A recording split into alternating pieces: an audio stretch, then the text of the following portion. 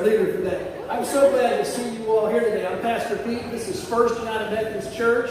Glad that you found us today. If you found us on Facebook, we're glad that you're watching us on Facebook. And we appreciate your presence here. I want to let you know that we have received the upper room. The pocket editions came in a little bit late, but we've got them now along with the large editions. They're in the hallway by the water cooler.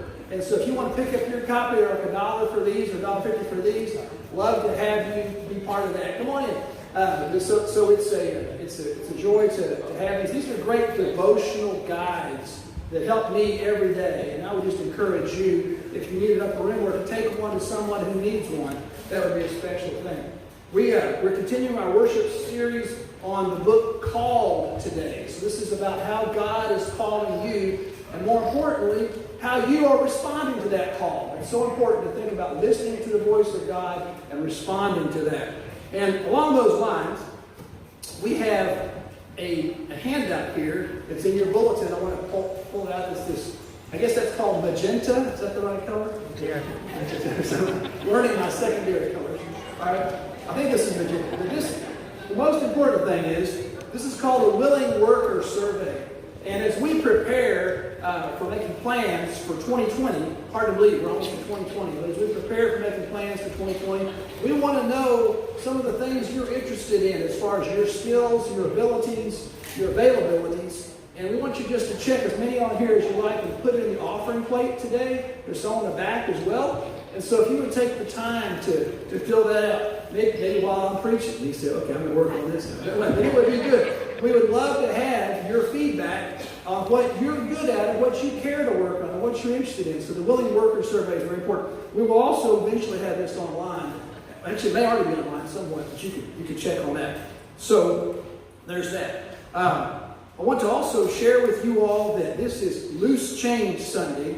And Lonnie, how are we going to run that today? You want to do it right now? We got 3 volunteers. We got volunteers? Come on down. Volunteers. Okay, we got volunteers.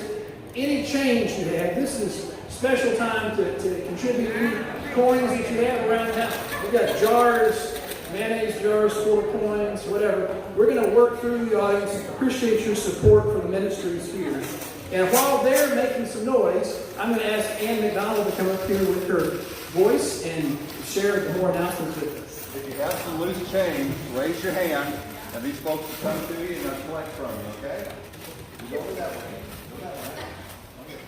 You guys go up this aisle, and one of you go up this aisle, okay? Raise your hands. Oh, man. Good morning. It is great to have you here today. Please take a moment to register your attendance in the maroon-colored pad that is being passed down the aisle. As we get into October, there are 2 very important dates that I would like for you to mark on your calendar. The first one is Wednesday, October the 9th, which is Wednesday Night Live. The meal will be catered, so we ask that you please RSVP before the meal.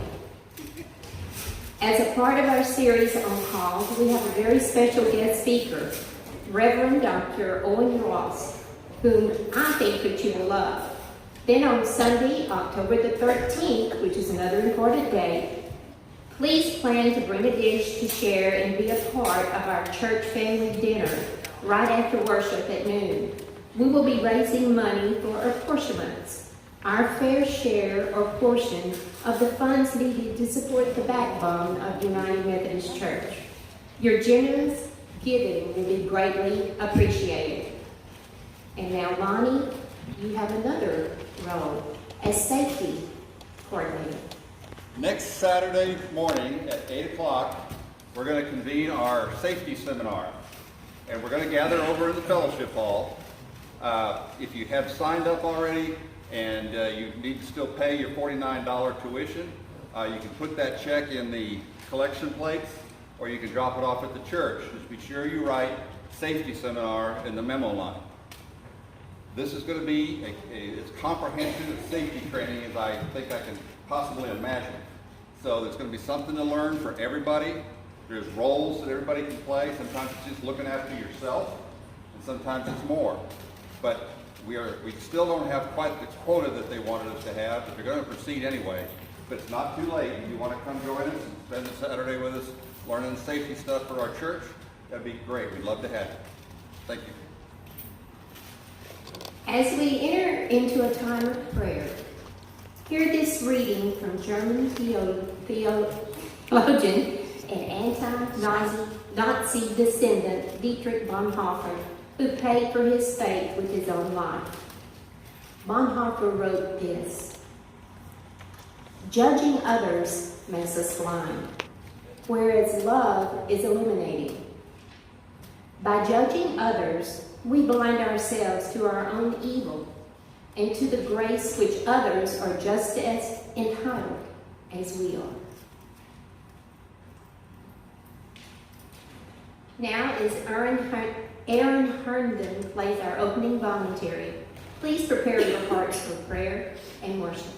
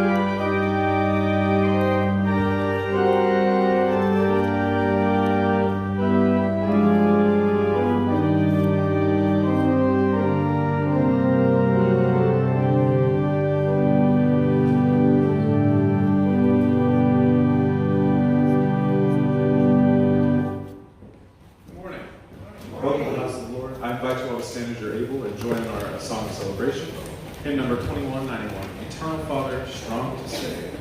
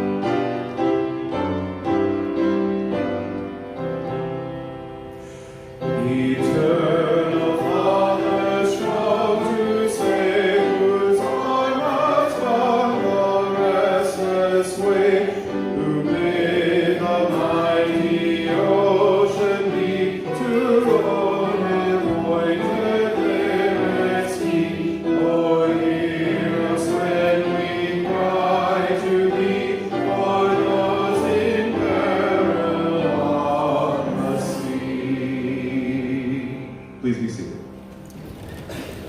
That was quite a song. Is that not the Navy hymn? Is that, I got some Navy people who are telling me that is the Navy hymn. How wonderful. We have that. Thank you for choosing that. Taylor and Aaron. We have a time of prayer to enter into, and I'd like to ask you to just take your bulletin and look at the back. You've got a part that says joys and concerns. And I'd just like to highlight that we want to be in prayer for Lee Coney over here in the loss of his uncle, Eugene. Sorry for your loss, Lee. We have Wheatland United Methodist Church, which is the church where I was pastor from 2011 to 2015, that suffered the last 2 weeks arson and vandalism that has damaged some other buildings that they had there. One was a arts and crafts building, and one was an office building The sanctuary itself is historic, and not as historic as this sanctuary, and it's not touched. But tonight we're having a fundraising hymn sing out there. I'm going to go about 6 o'clock, actually 5 o'clock, leaving from here for those that would like to go. But our concern is to stand with the community, especially in times of vandalism and arson, and be able to help be with them. It's going to be at 5, I'll be leaving. Other prayer concerns that are not listed here. Well, we have Cecil Rumbo here. Be sure to notice that and pray for his eyes. Pray for Randy Lockhead having a procedure tomorrow, and also for Mike Campbell having one tomorrow. Just be with both of them. Just pray for you guys. Thank you for your leadership and your commitment. And pray for your health during these times. I know there are other prayer concerns, but let's just take time to go to God together. Gracious and mighty and amazing Heavenly Father, we thank you that we can go directly to you by the grace of Jesus Christ in our lives. We ask you right now, Lord, to be with Mike, be with Randy as they face procedures. Actually, ask you to be with this church, Wheatland Church in Dallas, as they're going through a difficult season of arson and vandalism, as they're seeking ways to rebound from that. Or there are other prayer concerns for health that are listed here, other needs. I pray right now for our sense of community. I pray for our community of Terrell as we work through different issues. I pray also for our nation and our world as we deal with quite often divisive times. Lord, we know you are one who calls us to a unity in Jesus Christ. And I pray for that unity to be strong and that we would recognize each other and support each other, but also realize that we are one. Lord, you taught us to pray the Lord's Prayer. And this morning, in this house, we remember those words. Together, let's pray. Our Father, who art in heaven, hallowed be thy name. Thy kingdom come, thy will be done, on earth as it is in heaven. Give us this day our daily bread, and forgive us our trespasses, as we forgive those who trespass against us. And lead us not into temptation, but deliver us from evil. For thine is the kingdom, and the power, and the glory forever. Amen. Now I'd like together, I'd like us to share the Apostles' Creed. If you would rise for this. And this is the traditional historic Apostles' Creed. Together, I believe in God the Father Almighty, maker of heaven and earth, and in Jesus Christ, his only Son, our Lord, who was conceived by the Holy Spirit, born of the Virgin Mary, suffered under Pontius Pilate, was crucified, dead, and buried. The third day he rose from the dead. He ascended into heaven, and sitteth at the right hand of God the Father Almighty. From thence he shall come to judge the quick and the dead. I believe in the Holy Spirit, the Holy Catholic Church, the communion of saints, the forgiveness of sins, the resurrection of the body, and the life everlasting. Amen. Glory be to the Father, and to the Son, and to the Holy Ghost, as it was in the beginning, is now, and ever shall be, world without end. Amen. Amen.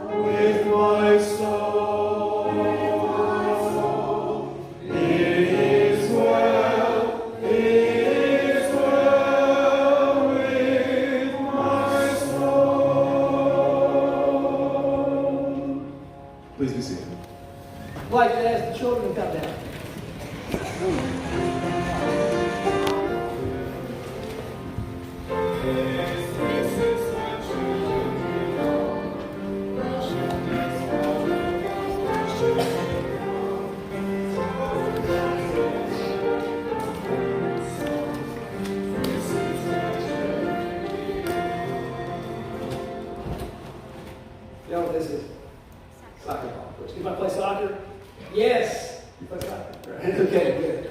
You guys play soccer. Soccer is a great sport. Lots of fun to play. And the thing is, everybody usually plays like you've got a certain job, a certain position. Like some of them are called forwards. Some people are forwards, right? They go forward. Some are called defensive people, right? They have defensive lines, different lines that they have. So everybody has a certain job, and there's somebody that covers the net. It's called what? Goalie. Okay, so it's called. So that person actually uses their hands to catch the ball, right? And that's part of what you do, right? So that they actually stop the other team from scoring, right? That's a big part of what the goalies do. Okay, so let's talk about a time. Think about this. A time when everybody's doing their job, they're forwards, defensive people, they're linemen. But somehow, the goalie, something's happened. The goalie's gotten out of the net and way over to the side, and there's an open net. Open net. And you're back there in the back, you're doing your job, saying, okay, I got to focus on doing my job, be a good defensive person or whatever, Then there's this open net. And somebody ought to do something about that, right? And so what would you do if the goalie fell down and over to the side, couldn't do it, and shoot? It wasn't your job to do it. What would you do? You would help him, right? You'd go stop it. Well, I'm glad, because that's important to do, because we need to do it. So you cover that net, right? You would cover that net. We're going to talk about that today regarding a lady. She was a queen named Esther, okay? And Esther was doing her job, doing what needed to be done, but she needed to stand up at one point to take care of some people who were probably going to die if she didn't speak up. It could cost her her own life by speaking up, but she chose to speak up. She chose to cover that net. We talk about how important that is to speak up today when God's given you an open net to cover. Let's pray. Dear God, thank you for the opportunity to be called. You call us as boys and girls. You call us as men and women. You call us to serve. And sometimes that means covering an open net. Watch over us and help us today. In your name I pray. Amen. I need you all to do something for me. It's time for our ushers to come down for our financial offering. And so if I could have you guys help with the offering plates.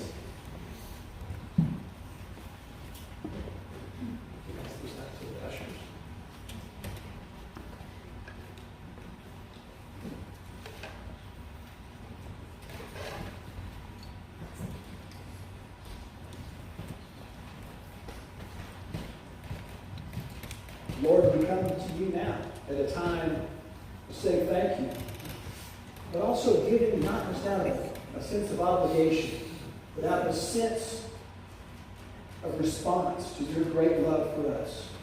It's amazing, Lord, what you have done for us by sending your Son Jesus to be your flesh and blood in this world, and to be able to allow us to go forward, saved. And our response to your love and the fact that you're calling us to love each other. May we now give so others may live, others may see Christ. In Jesus' name, amen. Amen.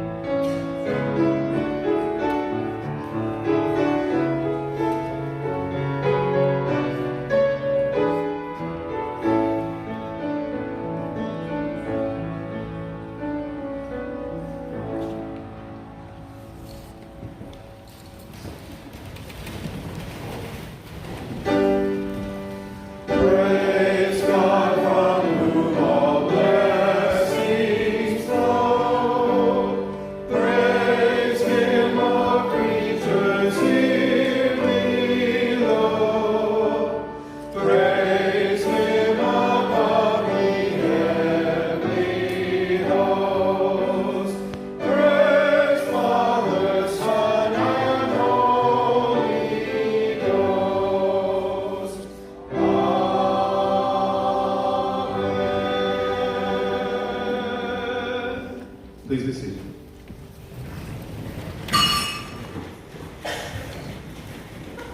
The first scripture reading is from Esther 2, 5 through 10.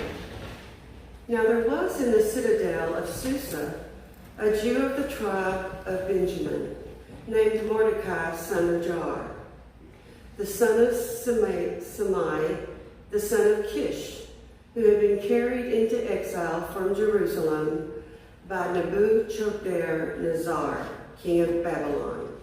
Among those taken captive with Jehoiachin, king of Judah, Mordecai had a cousin named Hadassah, whom he had been brought up because she had neither father nor mother. This young woman, who was also known as Esther, had a lovely figure and was beautiful. Mordecai had taken her as his own daughter when her father and mother died. When the king's order and edict had been proclaimed, many young women were brought to the citadel by Susa and put under the care of Haggai. Esther also was taken to the king's palace and entrusted to Haggai, who had charge of the harem. She pleased him and won his favor. Immediately, he provided her with her beauty treatments and special food. He assigned to her 7 female attendants selected from the king's palace and moved her and her attendants into the best place in the harem. Esther had not revealed her nationality and family background because Mordecai had forbidden her to do so. This is the word of God for the people of God.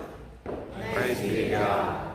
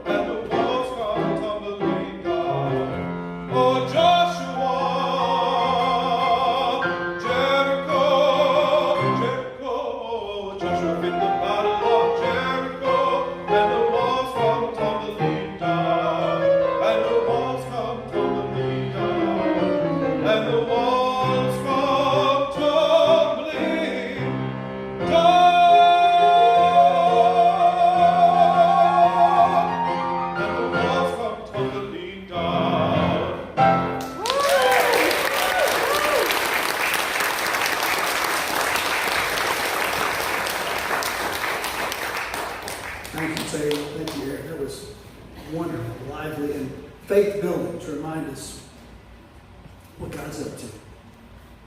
Hear these words of Esther, and then we're going to, right after this, we're going to see the beginning of the video from Susan Robb on Call. Scripture from Esther 4 says, when Esther's words were reported to Mordecai, he sent back this answer. Do not think that because you are in the king's house, you alone of all the Jews will escape. Or if you remain silent at this time, relief and deliverance for the Jews will arise from another place. But you and your father's family will perish. And who knows but that you have come to your royal position for such a time as this. Then Esther sent this reply to Mordecai. Go, gather together all the Jews who are in Susa and fast for me. Do not eat or drink for 3 days, night or day. I and my attendants will fast as you do. When this is done, I will go to the king, even though it is against the law. And if I perish, I perish. So Mordecai went away and carried out all of Esther's instructions.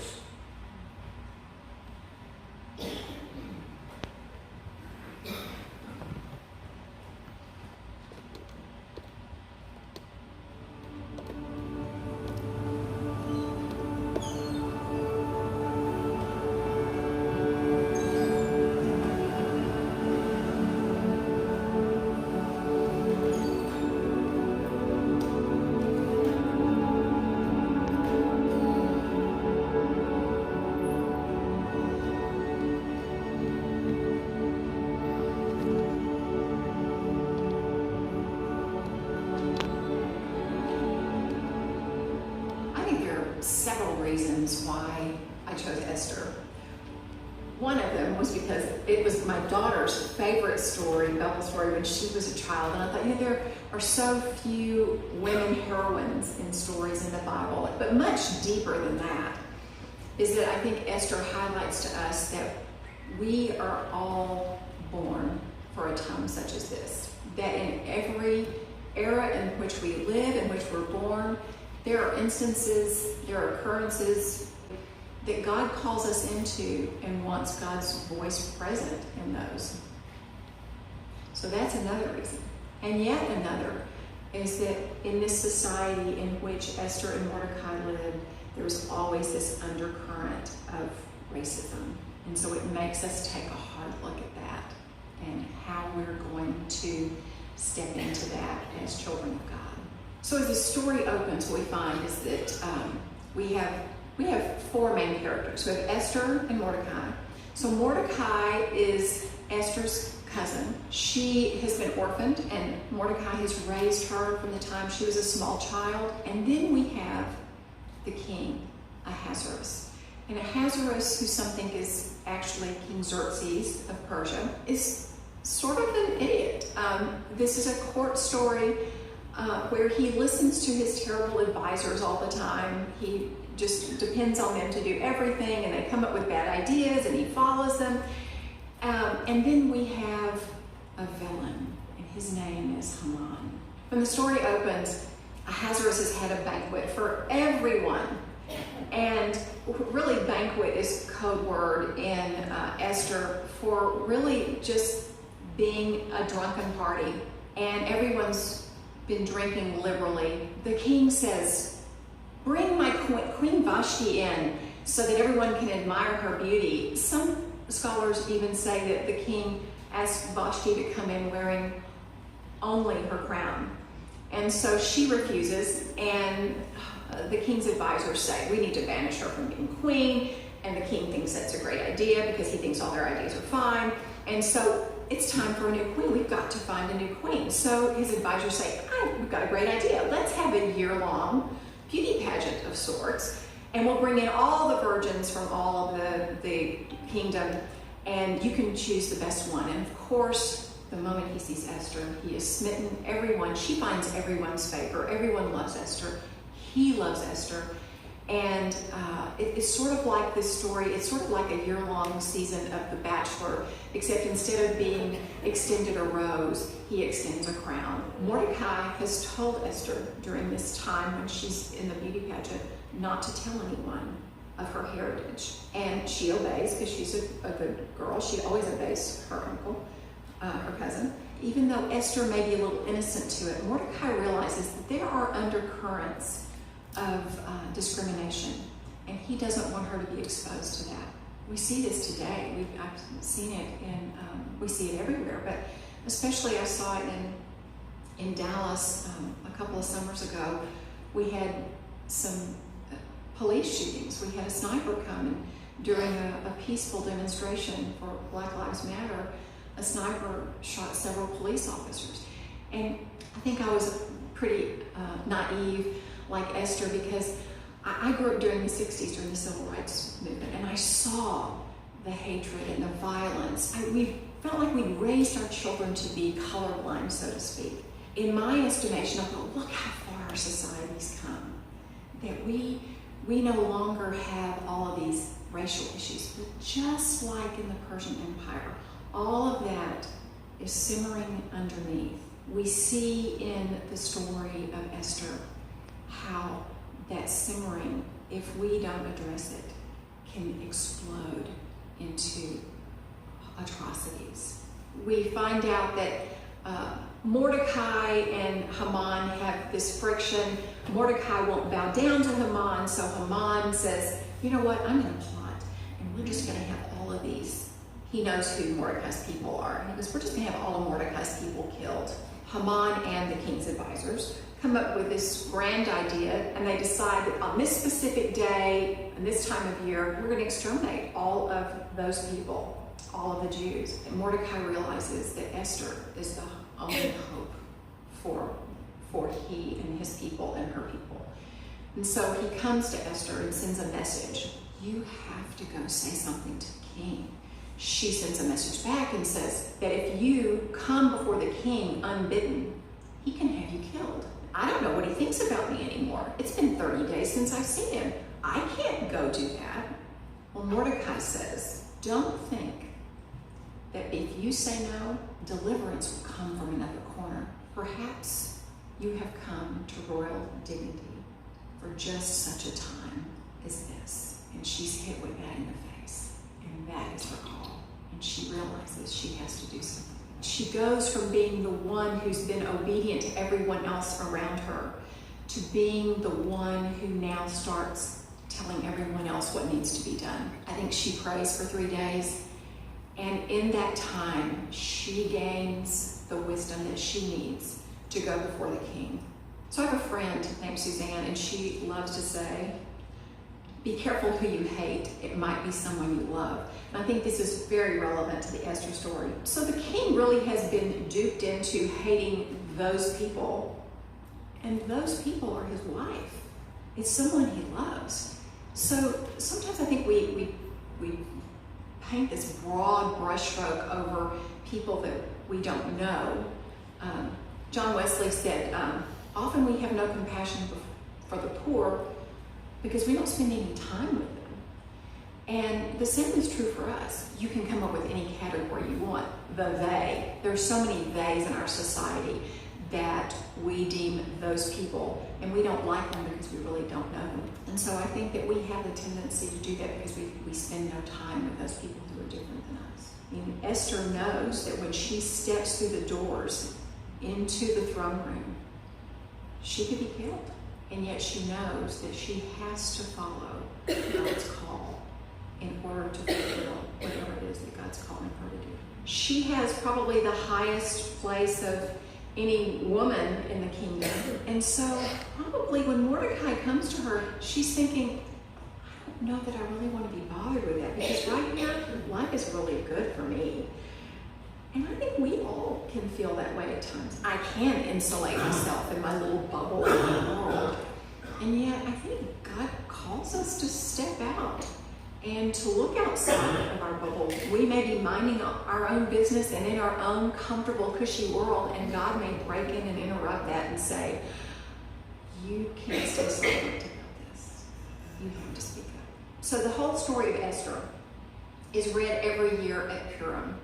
And Purim is the holiday that celebrates the salvation of the Jews from this genocide. It's so exciting because when Mordecai and Esther's names are brought up, everyone cheers and shouts and claps. And then when Haman's name is read, everyone boos and hisses. So it is a melodramatic story.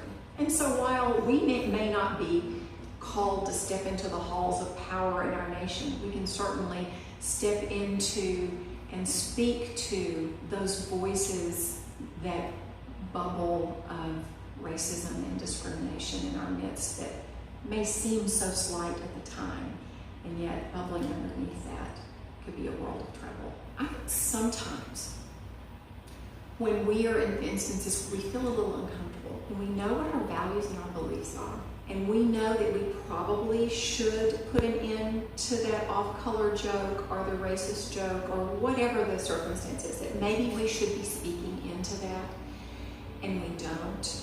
We are cutting ourselves off from whatever it is that God would have us do. We're putting a wall up between ourselves and God's call in our lives and being who we are meant to be, who we are called to be at a time such as this.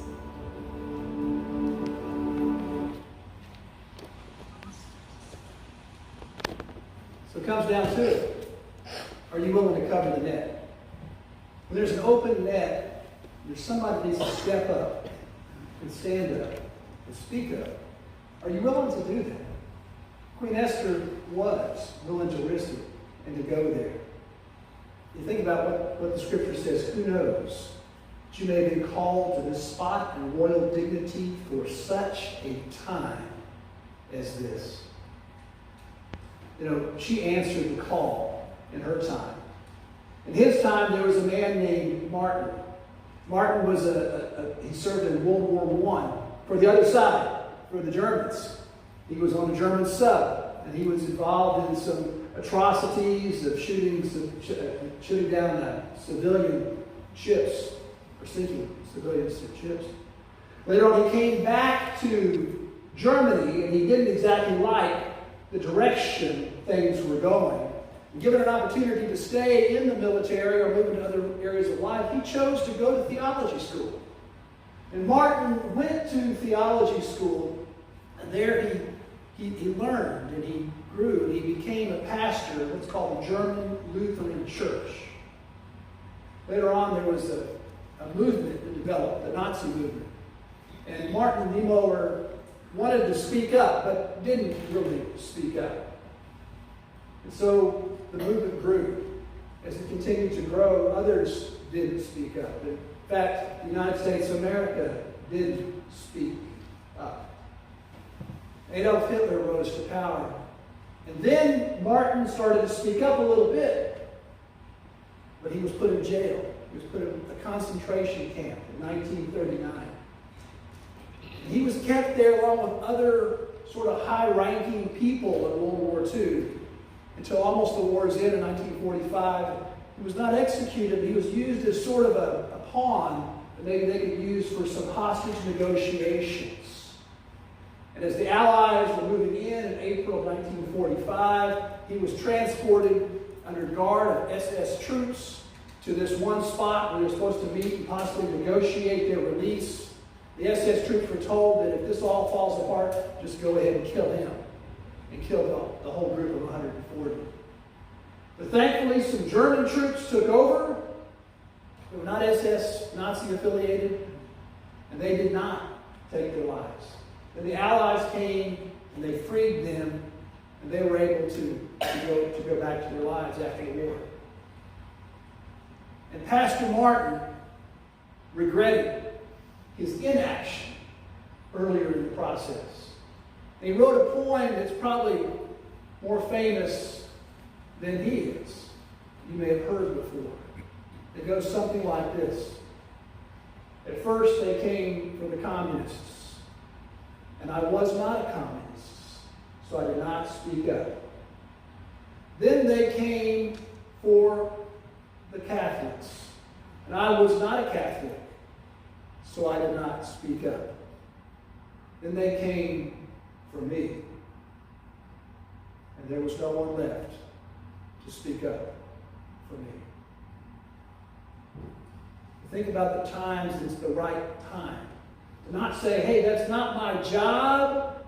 I'm going to be a defensive person over here or a forward or something on the soccer field. It's not my job to cover that empty net. But there are times it's not your job. Whose job is it?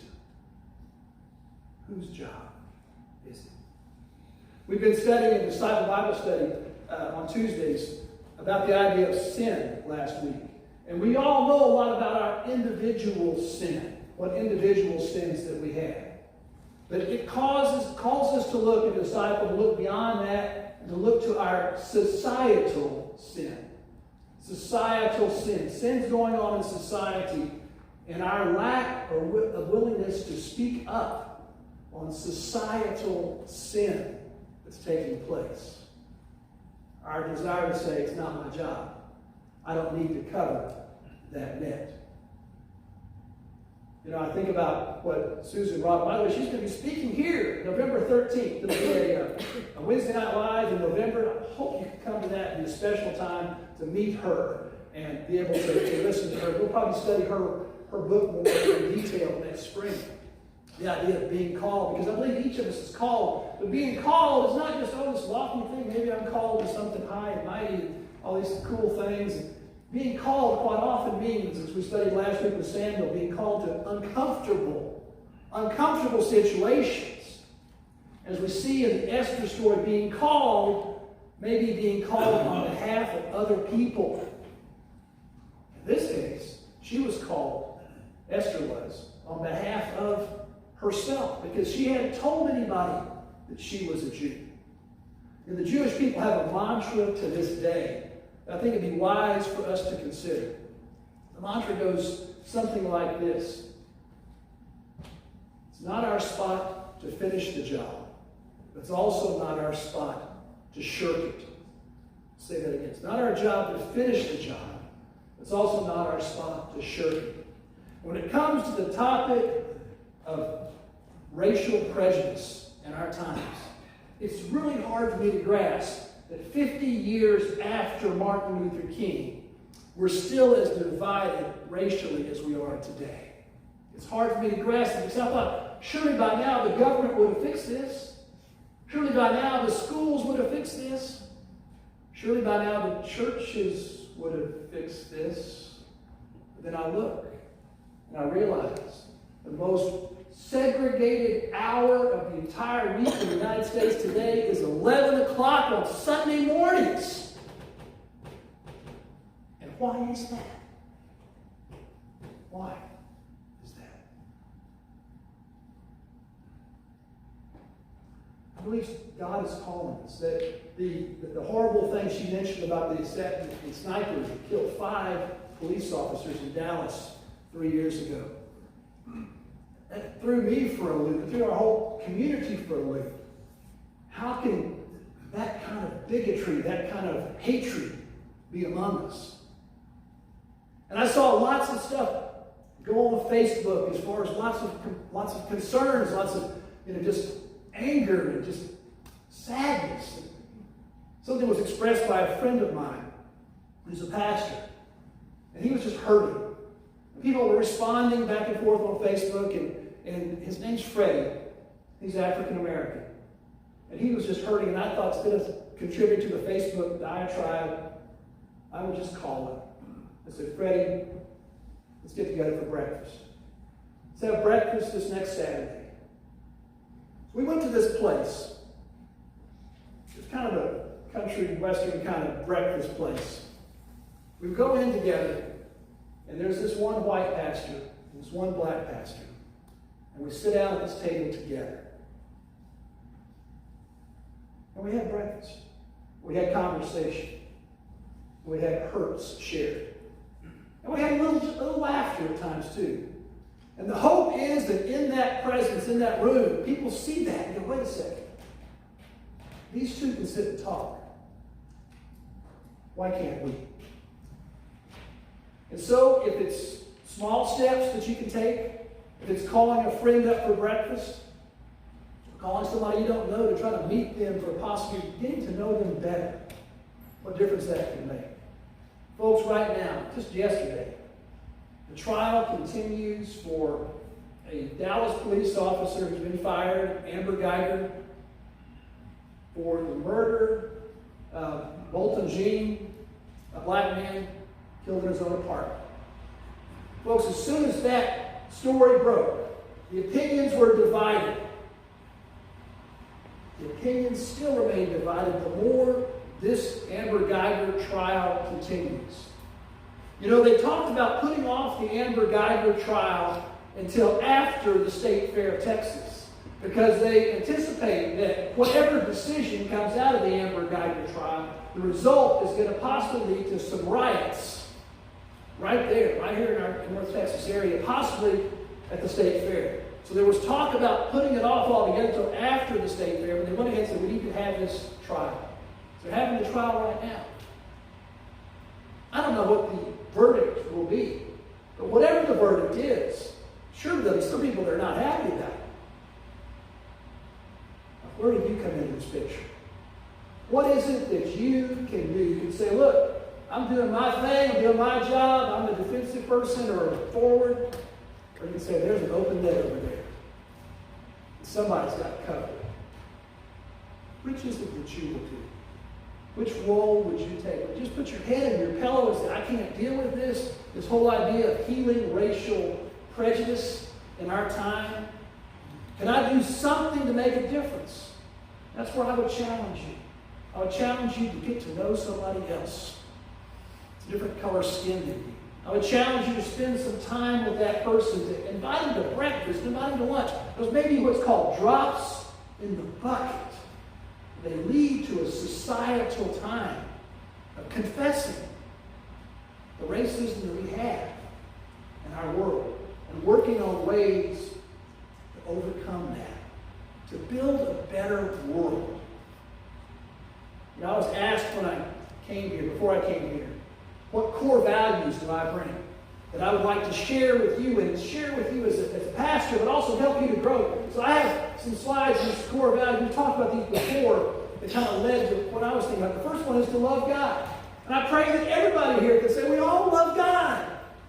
That's a core value, and I think it's something we could all share, no matter what race or color. Or, you know, the fact that we could say we love God is a core value. The second one is that we would love our neighbor.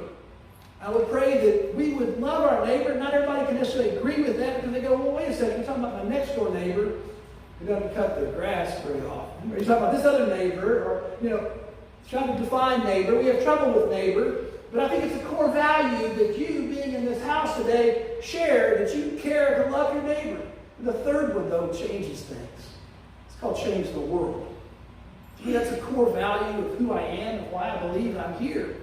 I believe that's important for what I need here in Terrell, but also here on this earth. I think we share that core value to change the world. The fourth one is the hardest one, starting with me. I believe you folks have changed me in these 2+ years that I've been here. I'm grateful for that. I believe God has been working with me to change me as a person, hopefully make me be less self-centered, more interested in others' lives and helping others. But those are the 4 values, the core values that I bring to this. I wonder if you'll embrace those with me. Love God, love neighbor, change the world. Starting with me. We have, in addition to that, we've got a purpose that we have, a vision that we have here at this church. The vision calls for building faith, for building community, and for building for future generations. What you can do at Burnett Women's Childhood Center is amazing. That's the future generations. You realize what takes place in those first 5 years? I know plenty of educators we have here, especially early childhood educators or retired educators, know what happens in those first 5 years. That little boy or that little girl gets an understanding of who they are. And I was hoping in the 1960s that the little boys and little girls would get an understanding of who they are, that that race doesn't matter, that you're all one, that we care for each other. But I don't think we got that message. It didn't come sinking into us. But tell you what, at Burnett, it can happen. And that is a multiracial school. It has an opportunity for us to volunteer in partnership and be part of. Many of you already are partners with that and volunteering there. You have the opportunity to help shape that child. Help that child know who she is, who he is. And by the age of 5, it's in cement. I mean, I'm talking about, they've proven this. By the age of 5, you've developed this really good understanding of who you are. That private self-image. That private self-image will be with you through elementary school, through those tough days in middle school, into high school, into college, and beyond.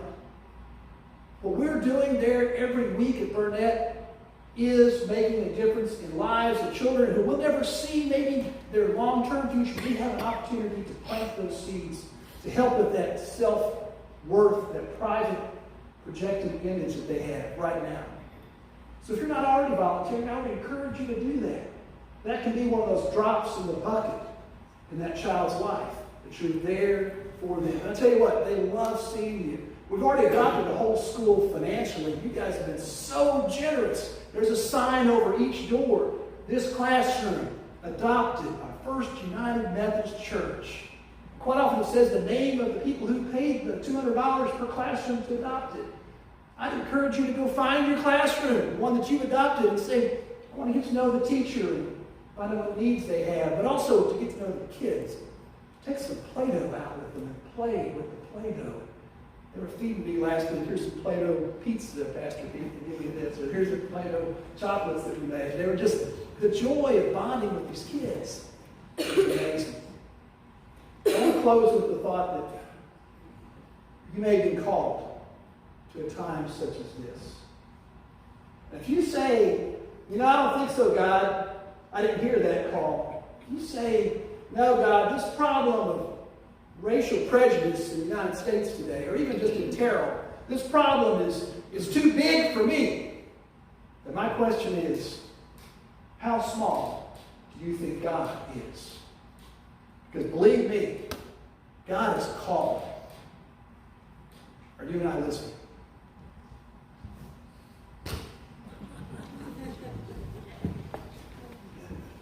Our hymn of invitation is, cut me out here, Taylor, number 143 on Eagle's Wings. If you'd like to join this church, if you'd like to become part of this partnership with us, I'd love to have you come down and receive the vows of membership in the church at this time. If you'd like to just come down here and pray about anything, I'd be glad to pray with you about anything you'd like to pray about at all. Number 143 on Eagle's Wings.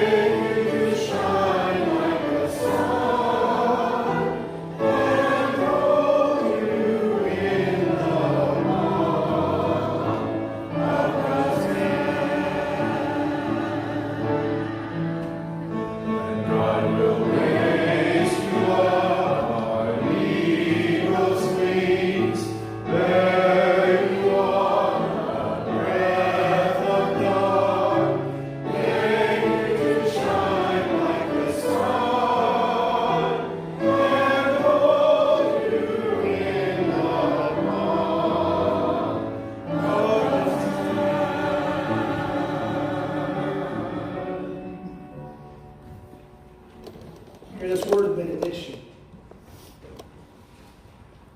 God's calling. Are you listening? The message may be clear. For such a time as this, you've been called. Go forward in peace.